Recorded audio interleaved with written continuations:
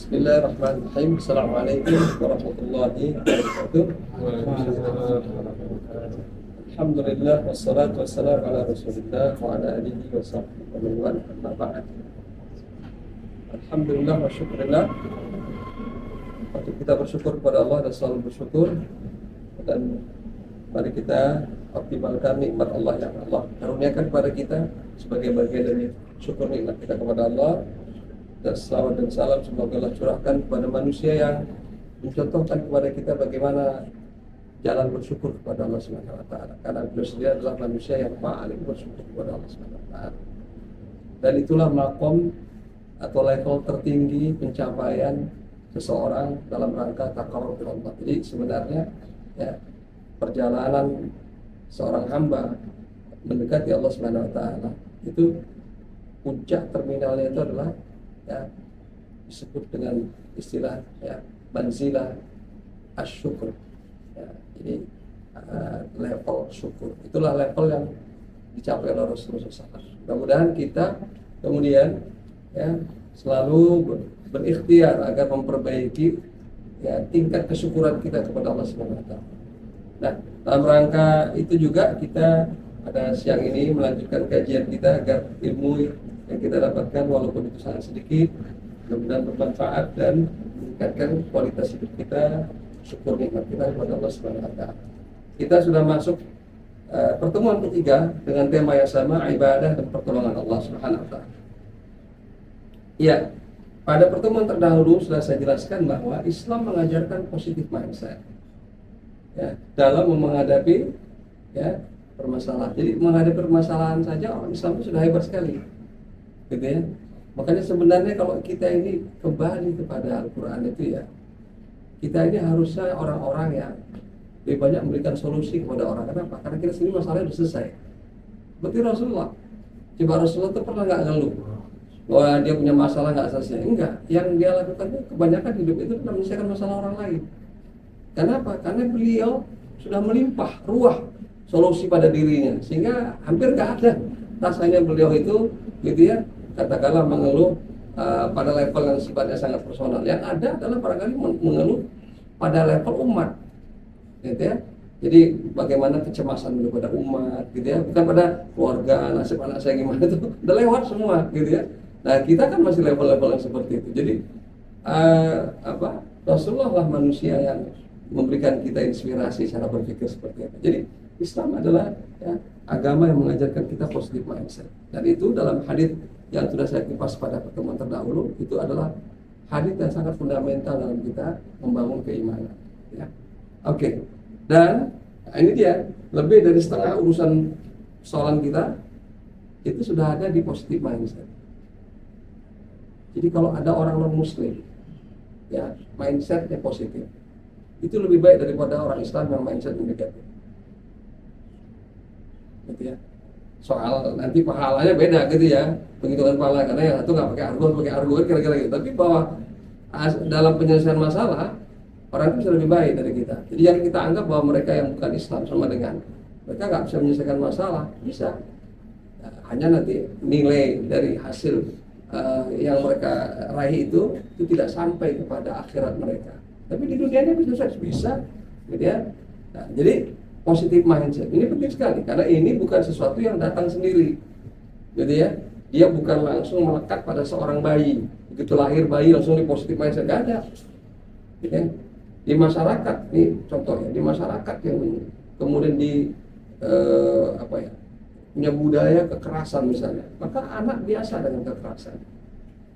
Di masyarakat di mana orang biasa saling gotong royong, maka anak itu akan terbiasa akan saling gotong royong. Maka seperti disebutkan tadi, setiap anak itu terlahir dalam keadaan fitrah, maka kedua orang tuanya atau lingkungan terdekatnya yang membentuk dia lebih besar bahkan dari fitrahnya, gitu ya.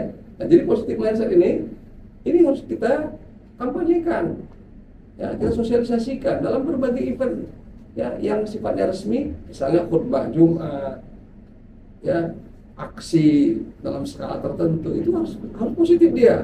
Jangan pesan-pesan itu menjadi kemudian pesan yang negatif dia. Dan itulah yang menyebabkan kita ya nggak merasakan gitu ya asiknya dengan positif mindset.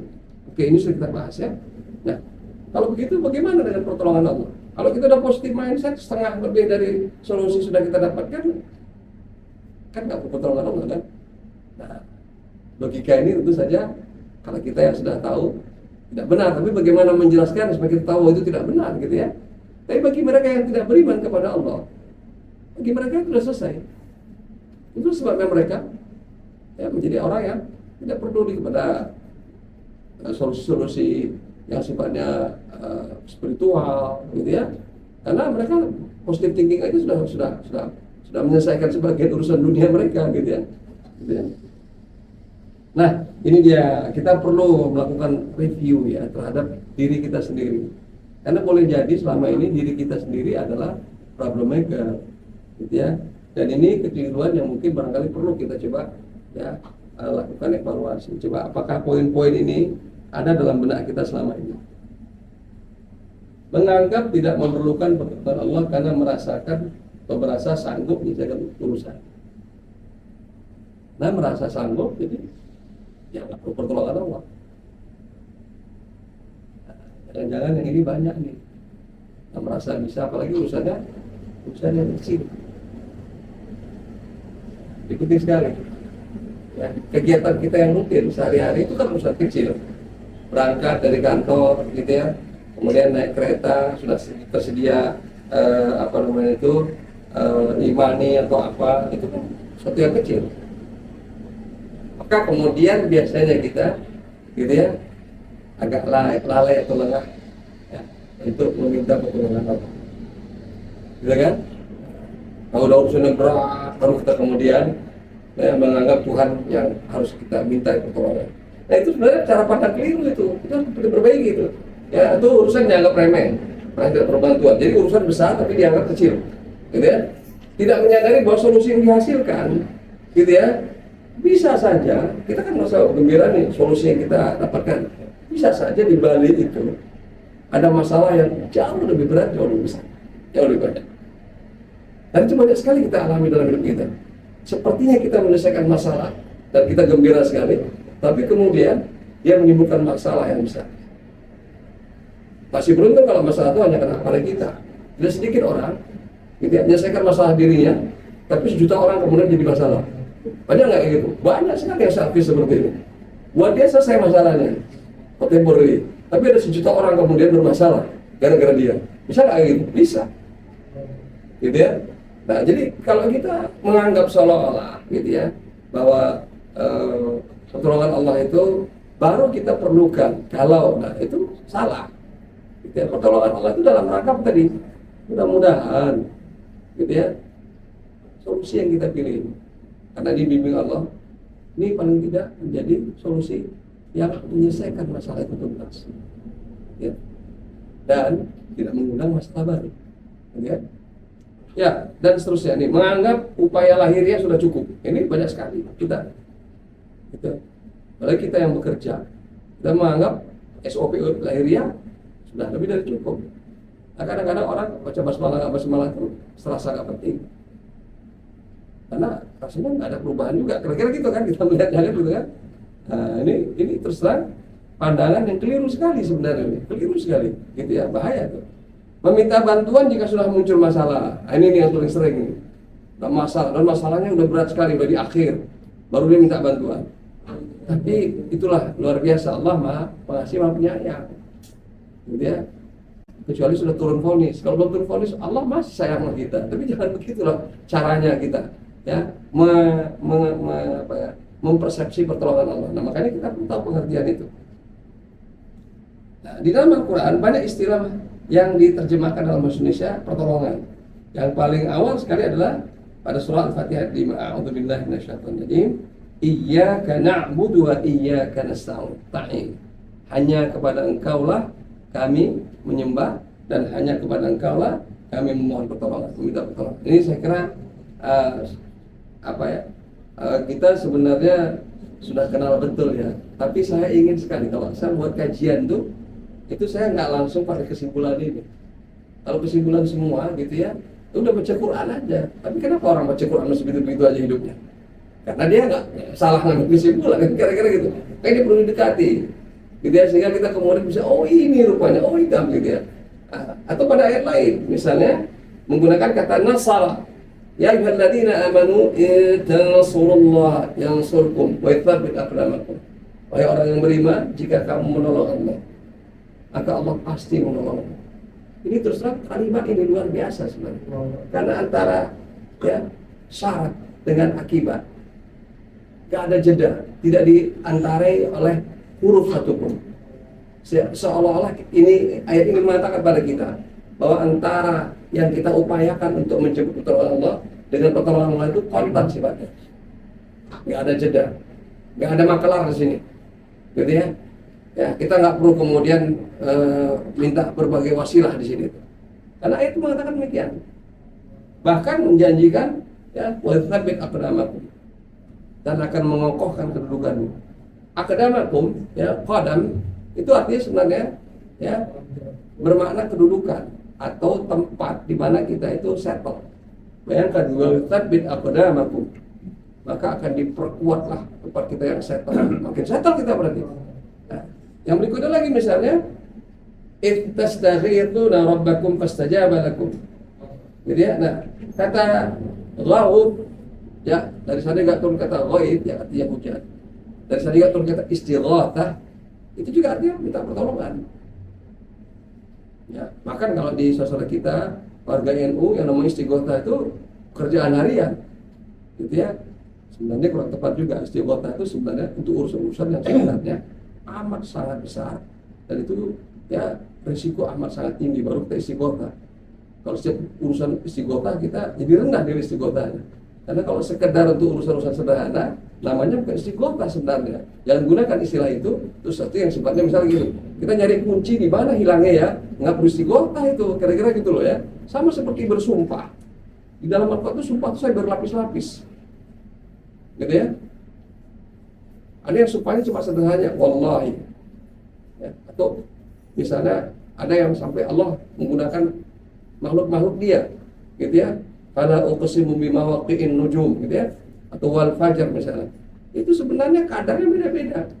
Tapi sumpah itu digunakan untuk tempat yang atau momentum yang tentu amat sangat spesifik. Coba kalau kita setiap dia melakukan sesuatu pakai sumpah. Mau kemana Pak? Wallahi mau ke kantor. Ngapain? Wallahi mau kerja. Lama-lama orang kemudian bingung dengan kita sebenarnya orang ini apa ini gitu. Karena kalimat itu tidak tepat. Sama juga, gitu ya. Itu istighatsah. Yang berikutnya syafaat. Kalimat yang sering kita dengar kita mendapatkan syafaat dari Nabi gitu ya. Tapi kan kita sering sekali syafaat. Apa sih itu? Gitu ya. Jadi ini adalah beberapa istilah yang lucu. Nah, ragam istilah ini kira-kira ya ada 4 lah yang saya expose gitu ya. Sebenarnya ini punya tempat masing-masing. Dan kita perlu tahu sebenarnya esensinya atau makna esensialnya. Ya, misalnya al-aun atau al-i'yanah. I'yanah ini artinya ya pertolongan dalam arti luas. Yang sifatnya umum, baik urusan kecil maupun besar, ringan maupun sangat berat. Dan bisa dilakukan oleh siapa saja, gitu ya, dan dapat diminta kepada siapa saja, gitu ya. Demikian pula dalam konteks maknanya orang yang minta pertolongan boleh jadi mampu melakukannya. Jadi tidak otomatis orang yang minta tolong itu sama dengan nggak mampu melakukannya, ya. Tapi dia minta tolong, apa kira-kira manfaatnya? Kita perlu tahu ada pekerjaan yang kita memerlukan man yang lebih banyak. Karena target kita ya waktunya lebih pendek. Kita bukan nggak bisa mengerjakan, tapi kalau kita yang mengerjakan itu selesai 3 bulan. Tapi kalau kita kerjakan 10 orang selesainya 3 hari, kira-kira begitu kan? Itulah namanya pertolongan. Itu dalam bahasa Arab namanya al-aun. I'anah ini juga bisa bermakna subsidi.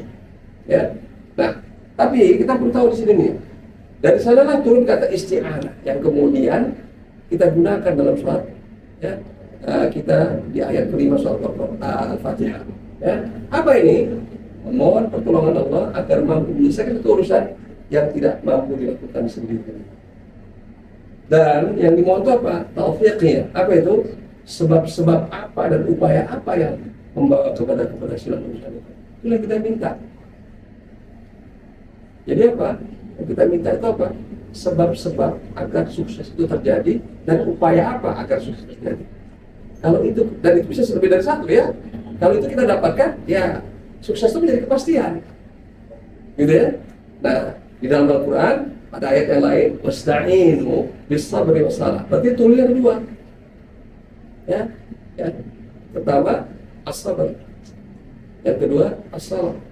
Ini mungkin kita buat bahas pada kesempatan, tapi saya ingin tambahkan kata Allah di sini ya, bahwa Allah menggunakan kata ini, itu artinya apa? Kita meminta sesuatu, yang kita minta ini adalah apanya?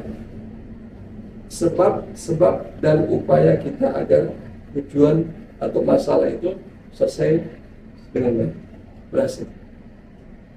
Dan pada hakikatnya yang bisa melakukan itu hanya Allah Subhanahu wa Ta'ala. Karena yang paling tahu sebabnya, yang paling banyak supaya itu berhasil, itu hanya Allah. Kita cuma bisa membaca 5 sebab. Dia mungkin 50.000 sebab. Kita hanya bisa melakukan 10 sebab, 10 upaya. Dia mungkin ya, 1.000.000 upaya. Maka dari sanalah kita maklum kenapa di dalam Al-Quran ada kalimat wallahul musta'anu ala ma tasifun. Wallahul musta'an. Kita selalu juga tuh. Karena itu dibacakan Nabi juga, wallahul musta'an. Dah biar Allah yang nolong kita. Wallahul musta'an. Gitu ya. Jadi itu al-aun ya. Kemudian, ini dia. Jadi sebenarnya kalau saya buat secara diagramatik istilah al-aun dari itu, ya ada urusan dan masalah, urusan diselesaikan baik dan sukses, ya, dan kita memerlukan ya sebab dan upaya yang mendatangkan keberhasilan. Itulah al-aun. Kalau dari sini aja, siapa yang nggak memerlukan? Makanya kalau ada orang berpikir baru memerlukan Allah itu atau pertolongan Allah itu kalau udah kepepet sebagainya, itu salah besar. Berarti orangnya membuka kesempatan sejak awal, ya, dia akan berhadapan dengan ya, masalah dan demi masalah berikutnya. Gitu ya. Nah, kita rugi lah sebagai umat Islam. Umur kita pendek, gitu ya. Kalau kita pakai umur ini untuk menyelesaikan masalah bisa tak cukup, gitu ya. Sementara masalah bertambah, gitu ya. Dan banyak orang loh, mohon maaf ini, ya, ketika dia sudah dipanggil Allah, pasti meninggalkan masalah yang panjang untuk generasi berikutnya. Di dalam Al-Quran ada doanya, kita kalau bisa jangan seperti itu. Rabbana la tu'akhidna in nasina aw akhtana. Rabbana wa la tahmil 'alaina isran kama hamaltahu 'alal ladzina min qablina. Jangan kau berikan kami beban yang lebih berat dari yang sebelumnya. Ini makin ke belakang, makin ke anak cucu makin berat beban. Kan berarti ini ada yang salah nih. Harusnya kan enggak gitu kan. Ini doa itu kan berarti tidak relevan gitu ya. Nah, itu dia. Oke. Yang berikutnya kata an-nasr. Kata an-nasr ini adalah menolong, mempertahankan, bela diri, menyelamatkan, melepas, ini banyak sekali. Menolong untuk mencapai kemenangan. Nah, yang esensial dari kata an-nasr ini adalah ini biasanya digunakan untuk sesuatu yang sifatnya ada gitu ya, resiprokal sifatnya, ada lawan atau ada tantangan yang dihadapi. Maka kata nasr ini digunakan. Nah, kalau kita baca dalam Al-Quran, kata-kata ini pasti digunakan untuk konteks yang pasti ada lawan. Apakah itu dalam dakwah tadi, intansullah yansurkum wa yattabi' akramakum. Masih ada sesuatu yang harus dicapai. Makanya perlu pertolongan. Dan itu biasanya tantangan yang berat, susah dikendalikan. Begitu dalam menurut pakar-pakar bahasa Arab, gitu ya. Maka menggunakan kata nasr. Dan di dalam Al-Quran itu ada ayat yang begitu ringan, tapi ini sebenarnya kata kunci. Ya, bahwa kesuksesan umat Islam itu ya didapat lewat pertolongan Allah. Idza jaa nasrullahi wal fathu. Ingat, itu sama-sama menggunakan dhammah. Nasru itu pakai fathah, dhammah. Kemudian wal fathu itu pakai dhammah. Itu menunjukkan dia ya itu seimbang. Ya. Jadi dia harus ekuivalen. Tapi mana yang didahulukan Allah? Nasrullah. Baru kemenangan. Jadi terus terang kalau kita saat ini melihat kondisi umat Islam sering dilecehkan, direndahkan, tidak menang, janganlah kita cepat menyalahkan orang lain. Saya cuma ingin sekali mengatakan kita ini cobalah lakukan koreksi ke dalam ketimbang menyalahkan orang lain. Karena sebenarnya problem itu ada di kita, sebab kita ini punya kunci-kunci kesuksesan yang lengkap sebenarnya. Bagaimana mungkin gitu ya kita bisa mati di lumbung padi, anak ayam mati di lumbung padi, gitu kan? Kan peribahasa itu kan, bagikan anak ayam mati di lumbung padi. Bayangkan lumbung padi itu kumpulan makanan, stok makanan yang begitu besarnya, dan ayam itu makan ya gabah sebenarnya sedikit saja, dan dia mati di situ. Coba bayangkan, kan berarti sebenarnya ini konyol banget kan, gitu peribahasa itu. Itu adalah problem kita saat ini. Ya, Anas. Berikutnya lagi, syafa'ah. Syafa'ah ini artinya menggabungkan sesuatu yang dengan semisalnya. Juga bisa bermakna menggenapkan, karena dalam Al-Quran kita temukan istilah wasyafa', ayat Quran yang berbunyi wasyafa'i wal watar, demi yang genap dan demi yang ganjil. Gitu ya. Artinya apa sih syafa'ah ini? Syafa'ah ini itu mirip seperti kunci dengan gembok. Jadi kita ini mau surga, gitu ya. Dia gemboknya udah ada, tapi kuncinya nggak ada. Kuncinya Rasulullah, kira-kira gitu. Kalau dia tidak digandengkan bersama, nggak kebuka nih. Atau namanya syafa'ah, itu pertolongan yang seperti itu. Yang kemudian kita desperately memerlukan itu nanti kelak. Makanya kalau kemudian kita tidak menyadari seperti itu, ya maka kita akan menganggap remeh yang namanya syafaat. Ya, dan seolah-olah gitu ya, jalan kita ini akan mulus saja tanpa syafaat. Gitu ya. Jadi ini penting sekali kalau kita nggak menyadari apa ya makna-makna yang dimaksudkan Allah dalam kosakata Al-Quran ini, maka ya akhirnya kita juga salah paham. Gitu ya. Ya ini kata syafaat juga bisa digunakan untuk urusannya sifatnya buruk ya. Jadi syafaat itu artinya kita bisa bergabung menolong orang dalam urusan apa? Keburukan. Jadi syafaat juga, tapi itu apa? Syafaatan sayyi'atan menurut Al-Quran ya. Oke, tapi dalam konteks terminologis, syafaat adalah pertolongan khusus Allah berikan ya. Dan itu nanti atas izin dia. Tidak ada satupun yang bisa memberikan syafaat kecuali atas izin dia. Termasuk Rasulullah pun memberikan syafaat atas izin dia. Allah la ilaha illa wal hayyul qayyum la ta'khudhuhu sinatun wa la nawm lahu ma fis samawati wa ma fil ardi man dhal ladzi yashfa'u 'indahu illa bi idhnihi, yang memiliki syafaat ya di sisinya dan itu tidak diberikan kecuali dengan izin.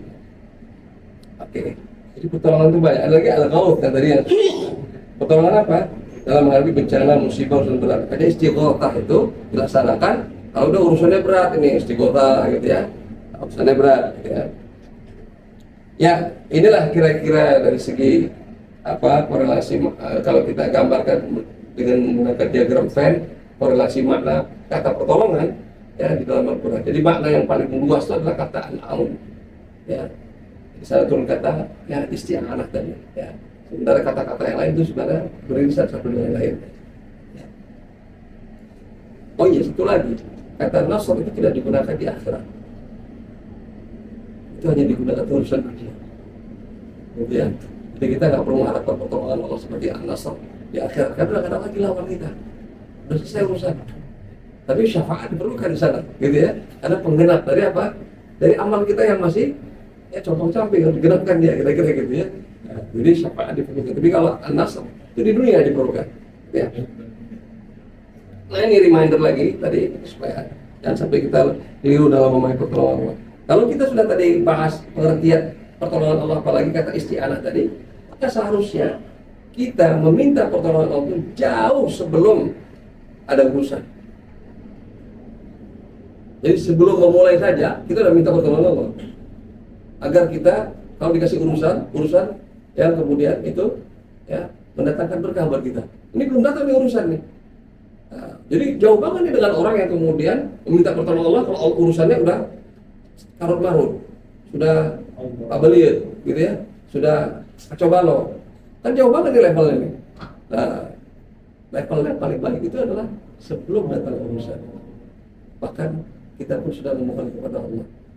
Jadi kita menjemput pertolongan Allah itu sejak dini.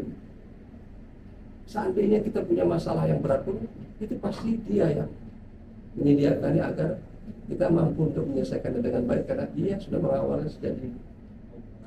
Ya, ini penting sekali supaya kemudian nanti kita akan melihat bagaimana Nabi itu, ya, itu hidupnya yang begitu luar biasa masalah yang dihadapinya bisa berakhir dengan indah sekali. Tentu kita tidak sesempurna beliau, tapi kita ingin juga akan 1-2 kali seperti beliau, gitu ya. Nah, jadi ini saya ingatkan kembali tadi poin-poin yang saya sebutkan, gitu ya. Jadi mintalah pertolongan Allah jauh sebelum masalah itu ada, jauh sebelum kita memulai satu urusan. Ya. dan berbaik sangka kepada Allah. Nah, mengapa memerlukan pertolongan Allah? Ya, adalah karena manusia itu makhluk lemah. Dan ini harus kita akui. Sebenarnya Quran sudah menyatakan, wa khuliqal insanu dha'ifa, diciptakan manusia itu dalam keadaan lemah. Gitu ya. Pada ayat yang diciptakan manusia dalam keadaan tergesa-gesa. Innal insan khuliqa halu'a. Belum lagi manusia ini suka ya terombang-ambing. Kalau lagi senang dia, gitu ya, wah dia kemudian, gitu ya. Tapi kalau dia lagi susah, dia lagi ditimpa masalah, dia berubah juga ininya kemudian ya, manusia. Nah, itulah kita, ya. Kemudian semua urusan, baik kecil maupun besar, ringan maupun berat, pasti ada risiko ketidakpastian. Dan itu harus kita sadari sebagai bagian dari dalam menghadapi masalah. Jadi kita harus siap. Mau ketidakpastian, apalagi kayak di negeri kita ini ketidakpastiannya besar sekali, gitu ya. Dari Titik Padang sampai ke sini aja ketidakpastian tinggi sekali, apalagi dari sini sampai Papua, kira-kira gitu. Karena makin kulturnya itu makin negatif, itu makin besar ketidakpastian. Di masyarakat yang kulturnya itu kemudian sangat negatif, maka di situ hampir tidak ada kepastian. Walaupun itu di situ ada agama, ya agamanya yang nggak berperan. Jadi kita perlu tahu bahwa Islam bisa menjadi tidak ada apa-apanya di satu masyarakat ketika dia jadi simbol-simbol yang kemudian tidak mengejawantah dalam bentuk tindakan. Makanya nggak otomatis ya jadi orang Islam itu sama dengan gitu ya. Ya kalau cuma hanya simbolik saja kita tampilkan gitu ya. Nah, kemudian menyelesaikan masalah dengan lebih baik, lebih tuntas. Ya. Jadi dengan kita mempertolongan Allah. Kalau tanpa pertolongan Allah, mereka yang katakanlah nggak beriman pada Allah, dia dapat nilainya A. Kita A juga sama, cuma lebih berkah. Atau A juga, cuma 10 orang menikmatinya, yang ini cuma sendirian. Itulah yang bedanya. Gitu ya. Nah, kalau itu terjadi sebaliknya, kita nggak menggunakan pertolongan Allah. Gitu ya. Nah, jadi lebih baik, lebih tuntas. Dan mudah-mudahan bahkan tidak menimbulkan masalah yang berulang-ulang atau masalah baru lebih besar. Disitulah pertolongan Allah menjadi sangat penting. Kenapa? Tadi saya katakan, orang yang tidak beriman, positif mindset, dia masih di dunia ini masih oke. Tapi kalau kita bedanya kita saat yang beriman, nggak beriman itu lebih dari sini. Kita lebih oke lagi apa? Karena kita ya, akan dibimbing agar kita mendapatkan hasil yang lebih baik, lebih berkah, bahkan mengurangi risiko ya, persoalan yang lebih besar. Ya. Lihat bagaimana umat-umat yang tidak berdasarkan pada agama, hanya logika dan ilmu pengetahuan. Apa itu yang mereka lakukan? Gali lubang, tutup lubang. Atau gali satu lubang, gitu ya, gali 10 lubang untuk menutup satu lubang, gitu ya. Jadi akhirnya apa? Masalah itu makin berat. Gitu ya. Kenapa? Karena tidak berdasarkan pertolongan Allah. Oke, berikutnya lagi. Ya, tidak semua urusan bisa dilihat secara fisik atau lahiriah semata. Atau saya boleh katakan bahkan lebih banyak urusan hidup kita itu sifatnya non fisik ketimbang fisik, lebih banyak. Jadi bayangkan kalau kita mengandalkan hanya yang tanpa fisik saja. Jadi bisa kita bayangkan betapa rapuhnya kita ya. Dan yang tidak kalah pentingnya memberikan keterangan batin dalam menghadapi masalah. Kalau kita sudah memulai dengan Allah, maka problem ya, itu tidak kemudian menimbulkan tekanan yang berat. Bahwa kita tertekan ya. Ada orang satu problem tekanannya sampai 1 juta ton. Ada orang 1 juta problem tekanannya cuma 1 kilo. Kan berarti beda jauh nih orang ini kira-kira gitu kan. Nah disitulah kita menikmati hidup jadinya. Kan banyak orang gitu ya, hanya satu problem nggak menikmati hidup. Ada orang 1 juta problem hidupnya oke aja. Kan kita pinginnya seperti itu, gitu ya. Nah, tentu saja Allah juga berikan kita problem atau masalah itu dengan kapasitas kita, gitu ya. Makin besar kapasitas biasanya diberikan lebih banyak. Kayak para nabi dan rasul, para kapasitasnya besar, yang diberikan lebih besar dan lebih berat, gitu ya. Nah, itulah kira-kira kenapa kita membutuhkan pertolongan Allah. Dan nah, bagaimana pertolongan Allah dengan ibadah? Ini sederhana sekali karena ini sudah pernah kita bahas ya, pada kajian-kajian yang dulu sekali. Intinya kalau kita merujuk kepada suratul Fatihah 5, maka pertolongan Allah itu takarannya sebanding dengan kualitas ibadah kita. Disitulah kita merasa penting sholat. Quran, zikir. Sebaliknya, kalau kita ingin mendapatkan pertolongan yang ajaib, ibadah kita harus ajaib kualitasnya. Ini ibadahnya pas-pasan, terus kemudian berangan-angan dapat yang ajaib. Nggak bisa, kenapa? Ini sudah sunatullah yang Allah tetapkan. Ya, hubungan antara pertolongan Allah dengan yang namanya itu ibadah. Ya, makanya para nabi dan rasul kenapa terkesan ajaib, sehingga kita sebut dengan mukjizat. Karena lihatlah ibadah mereka itu. Bagaimana nggak ajaibnya Nabi Yahya, Nabi Zakaria, ya, sudah tua renta, punya istri sejak muda mandul, makin tua makin mandul, karena ada perempuan makin tua makin mandul, makin subur, kan nggak ada kamusnya, gitu ya. Masih kemudian dalam doanya itu mengatakan, itu baca surat Maryam itu, belum pernah aku kecewa dengan doa-doa, walam akun bidu'aika rabbi syaqiyya, belum pernah aku kecewa atau sedih dengan doa-doa. Kita ini baru sekali dua kali doa, itu pun jarang-jarang doa. Begitu kemudian nggak terjawab sebentar aja, kecewanya bukan main. Gitu ya. Ini jauh sekali level kita kan dengan Nabi Zakaria itu. Nabi Zakaria sejak muda dia berdoa, gitu ya. Dan doanya itu fokus meminta supaya diberikan keturunan yang bisa meneruskan risalah kenabian ini.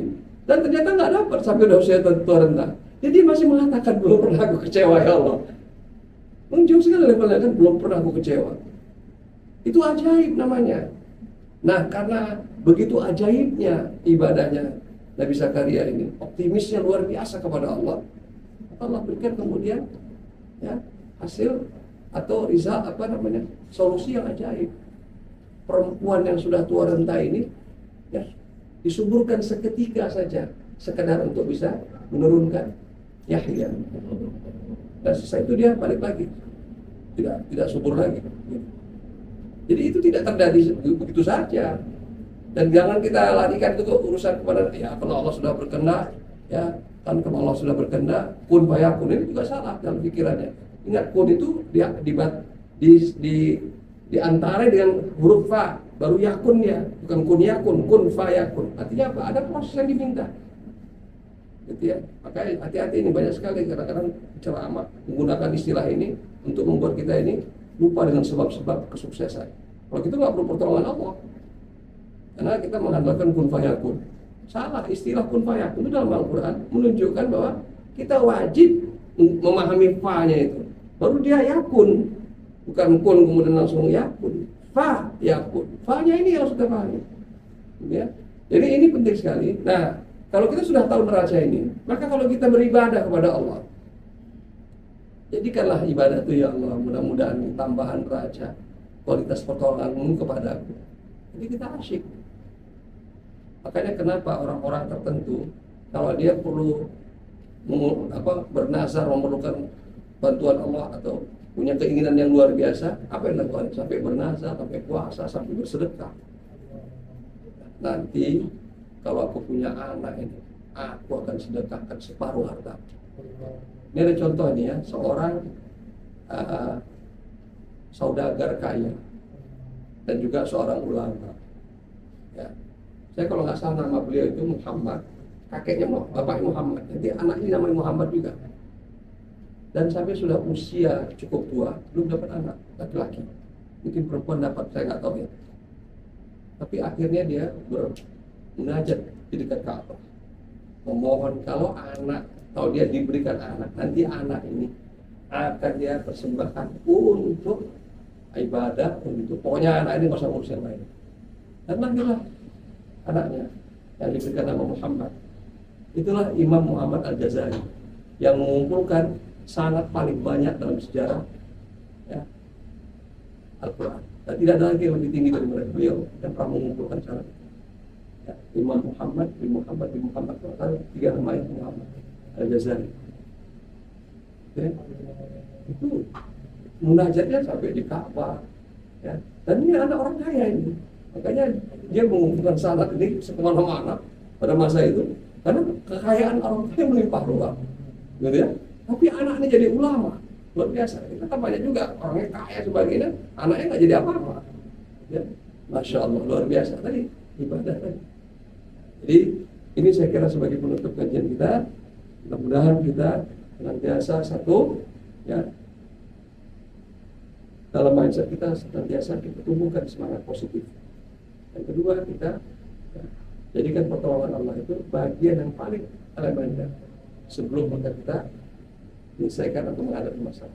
Dan yang terakhir, jangan lupa pertolongan Allah itu kualitasnya ya sebanding dengan kualitas ibadah kita. Dan karena itu kita kalau beribadah ya itu berkualitas lah. Ya supaya apa? Supaya mudah-mudahan itu sebanding dengan pertolongan Allah yang kita perlukan sewaktu-waktu. Wallahu a'lam bishawab. Silakan pada pertanyaan komentar. Ya, selesai sudah ya kajian kita 3 pertemuan itu. Ya, silakan. Assalamualaikum warahmatullahi wabarakatuh. Waalaikumsalam.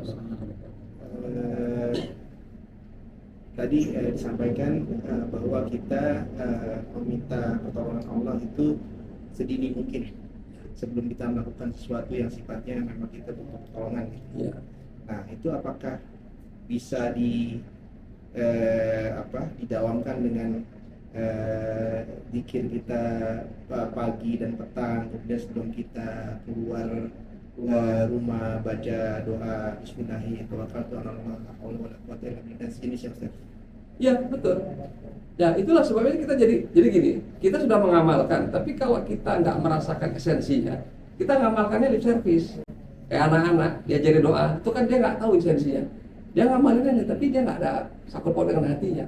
Tapi kalau kita tahu ini, kalau kita bacanya itu mantep banget, karena kita tahu ini.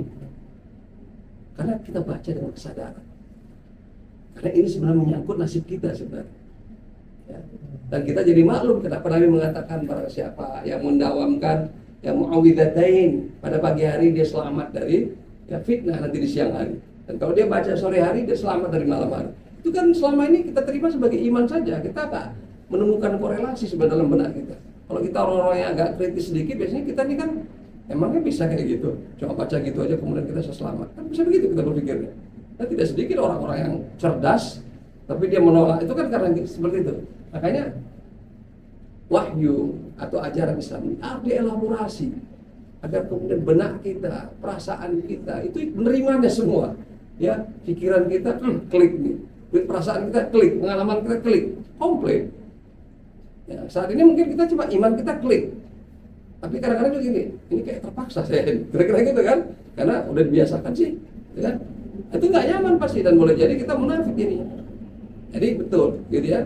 Dan itu sudah disediakan toolnya. Ya kan? Kita mulai dengan basmalah, kita mulai dengan istikharah, kita mulai dengan apa saja. Toolnya banyak sekali. Maka tool ini sediakan, manfaatkanlah. Jangan akhirnya menjadi seperti ayam mati di lumbung. Gitu kan? Betul. Itu kira-kira. Ya. Ya. Allah barik. Silakan yang lain. Ya silakan. Kalau yang ada pertanyaan atau komentar, mumpung masih ada waktu kita.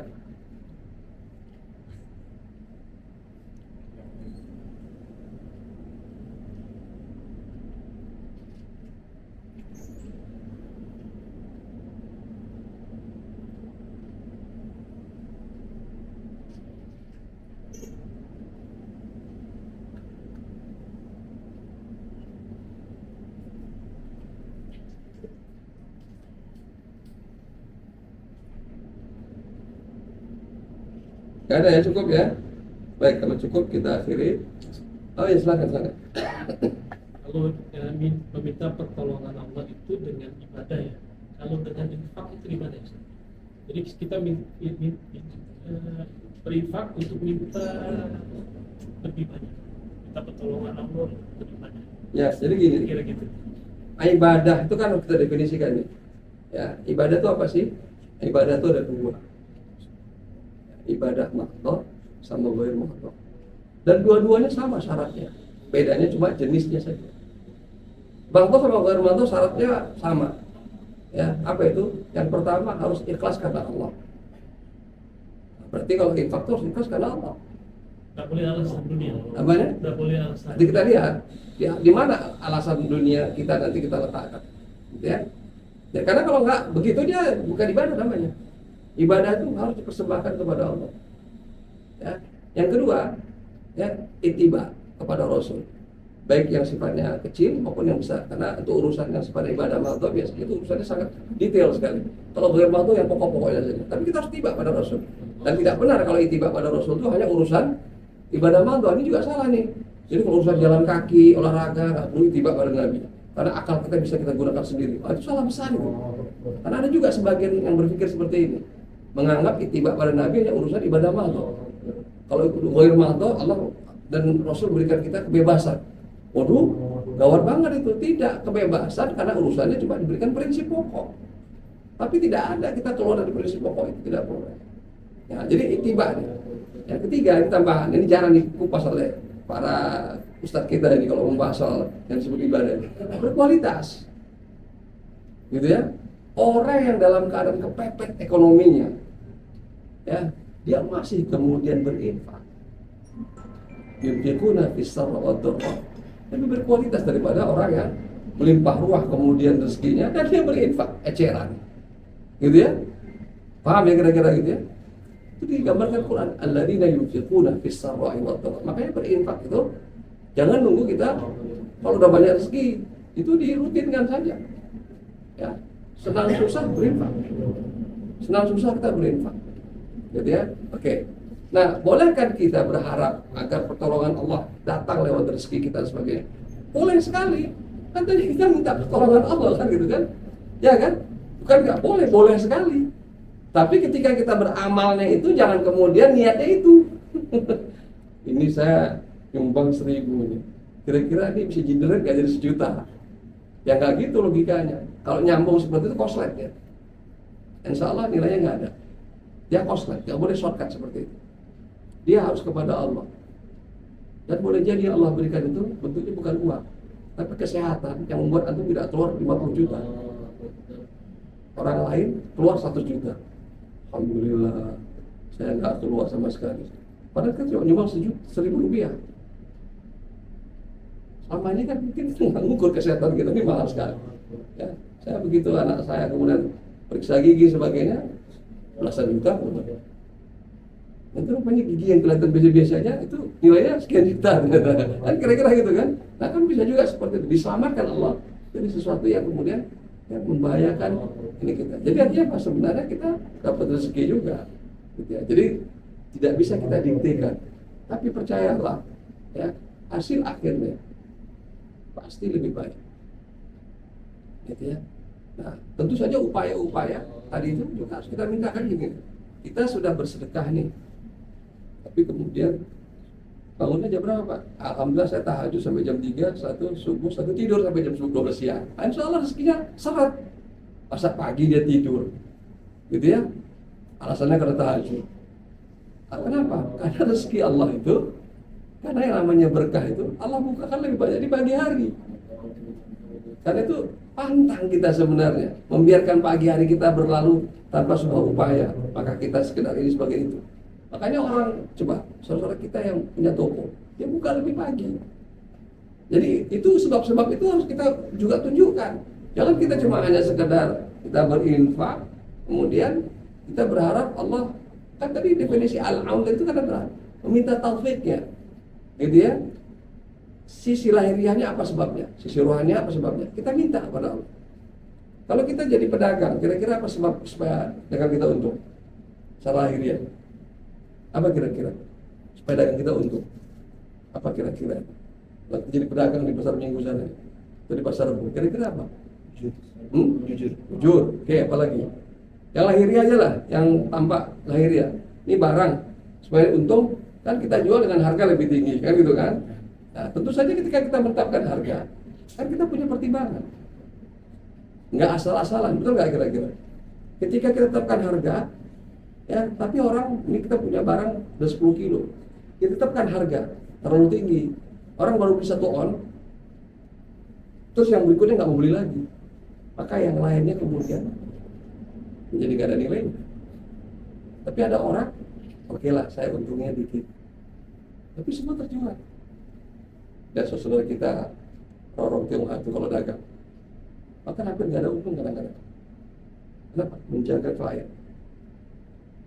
Itu yang namanya uang kembalian.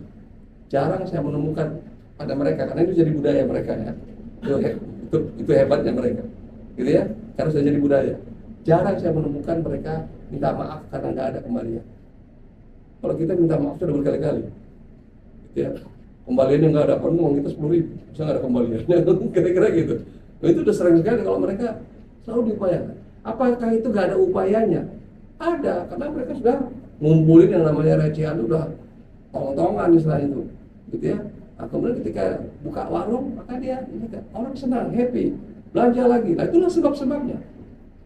Jadi berinfaknya iya, tapi sebab-sebab itu harus kita penuhi juga. Nah, kebanyakan kita ini menunggu keajaiban, sebab-sebabnya kita abaikan. Ya, ingat, Nabi itu manusia yang ditakdirkan Allah menjadi pedagang sukses. Sudahlah, saya cukup contohkan Nabi itu. Pedagang sukses. Saking sukses ya, sampai Siti Khadijah itu jatuh cinta. Oh, bisa sukses ini dagang kita ini. Jarang-jarang sampai begini. Ada contoh yang paling nyata kan itu. Masih kita bertanya-tanya lagi, gimana cara sukses? Ya, lihat aja Nabi itu gimana coba. Dia sukses berdagang. Saya ini punya pengalaman berdagang. Karena kecil-kecil saya diajarin saya berdagang. Dan saya tahu kapan saya dapat keberuntungan. Kapan saya kemudian tiba-tiba mendapatkan rezeki yang beyond expectation. Sudah mengalami karena kita dagang. Ya, saya dagang kerupuk pernah, gitu ya. Saya pernah dagang es keliling-keliling kampung. Ternyata orang beli es saya itu bukan karena kehausan, tapi karena badan saya yang kurus dan teriak-teriak es ya Ganevo, itu namanya es Ganevo, dilihatnya gitu ya, cungkring gitu kan, kasihan. Dia beli ya satu keluarga, gitu ya. Masih ingat itu, ya. Dan kita jadi belum apa-apa udah selesai, ya kan, gitu kan. Nah, itulah berdagang, gitu ya. Tapi kita muter kan, bukan es Ganevo, kan bukan kemudian ini. Nah, jadi syarat-syarat itu lama-lama kita akan menemukan orang-orang masyarakat yang punya tradisi berdagang yang baik. Itu sudah tahu bagaimana secara duniawinya mereka punya syarat. Tinggal ukhrawinya saja. Kalau kita ini kan sebenarnya dua-duanya dapat kita harusnya. Jadi seperti itu ya. Jadi kalau ada yang menawarkan mulai infak kemudian instan-instan, saya khawatir itu berakhir dengan penipuan, gitu ya. Dan banyak pula yang melakukan itu. Kan kira-kira gitu kan. Sudah, kita nggak perlu sebut orang dan sebagainya. Tapi menurut saya itu nggak benar. Sejak ada yang gitu-gitu aja sudah tahu nggak benar sebenarnya. Nah, Islam mengajarkan sesuatu yang sifatnya masuk akal, kemudian itu berdasarkan kerja keras, tapi ada faktor X memang. Faktor X ini bukan sesuatu yang kemudian kita harapkan paling besar, enggak. Kita upaya tangannya sebagainya. Tiba-tiba nanti ada yang begini, alhamdulillah, kan? Seperti itu. Kalau enggak ya jalan terus, karena kita tetap kepada Allah. Ya, saya kira cukup ya. Jadi mudah-mudahan kita sebagai umat yang diberikan Allah petunjuk, mari kita manfaatkan petunjuk Allah semaksimal mungkin. Karena kita sebenarnya adalah kaum yang harusnya diuntungkan dengan petunjuk ini. Janganlah kita ya mencari scapegoat, gitu ya, kambing hitam orang-orang atau siapapun di luar yang diri kita ini. Lihatlah diri kita masing-masing, gitu ya. Dan boleh jadi sebenarnya kebanyakan akibat apa yang sekarang kita dapatkan sekarang ini itu datang dari diri kita, gitu ya. Bukan karena orang lain, sebagian besar. Ketika kita sadar bahwa ternyata itulah sebenarnya akar masalahnya, maka lakukanlah perbaikan, ya. Berbaik-baiklah kepada Allah. Nah, kita bahas zikrullah kemarin itu kan, nah, kita jadi tahu kenapa zikrullah menjadi penting, gitu ya, di mana letaknya dan sebagainya. Ya kalau udah seperti itu, ya kuntum khairu ummah ukhrijat lin-nas ta'muruna bil ma'ruf wa tanhauna 'anil munkar wa tu'minuna billah. Jadi jangan kita mengharap dan mengklaim diri kita ini adalah the best of the best. Jangan. Kalau saya nggak mau saya gunakan ayat itu. Itu ya dalam khutbah saya. Saya lebih senang kita ini didorong dulu umat ini untuk berbuat baik. Jangan minta klaim kita. Kalau kita ada yang terbaik aja belum tentu kita diakui sama orang. Apalagi kemudian kita minta klaim. Itu biasanya nanti jadinya pemaksaan. Itu kira-kira. Umat Islam ini kadang-kadang agak maksa gitu ya. Kalau kamu nggak minta, kalau kamu nggak menganggap saya terbaik ya kosong. Kira-kira gitu. Ya enggak lah. Kita ini ke dalam dulu nih harus diperbaiki. Saya kira cukup ya. Mari kita akhiri dengan doa kepada jika sudah ada. Assalamualaikum warahmatullahi wabarakatuh. Waalaikumsalam.